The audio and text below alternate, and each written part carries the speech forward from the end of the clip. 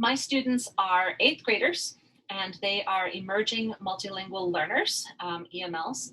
Their WIDA levels tend to be between 1 and 2, although this is the middle of the year, so they're bumped up a little bit from that. Some of them might be approaching 3s, and few of them are brand new beginners at this point.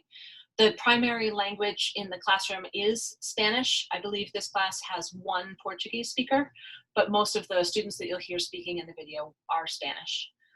You'll also hear that I do use Spanish in my teaching, so that I can clarify instructions and just reinforce what the learning is with the L1, the first language, as a supplement to make sure they're catching what they need to for the science content, in addition to supporting their acquisition of their L2 or second language, which is English.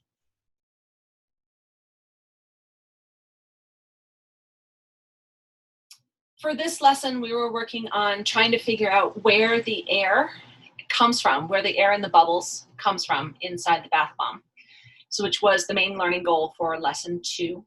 However, I was a little bit concerned that they might not have the background knowledge of the particulate model of matter. Is not something that some of them have a lot of experience with. My students tend to come from different places. Some have more science education than others. So I just wanted to make sure that everybody understood that air is actually matter. So I just wanted to add that little bit into this lesson, because if they don't know that air is matter, then measuring things doesn't work as well. So the secondary learning goal for me was to demonstrate that air has matter in as quick and visual a way as possible for future, so that they could use that knowledge in the next part of the lesson.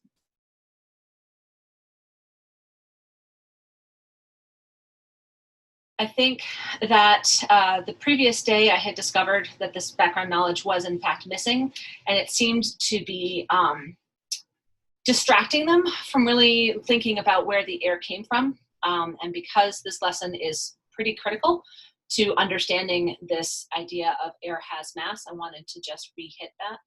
So I didn't want the background knowledge that they're missing to be a barrier, which is why I added the learning goals.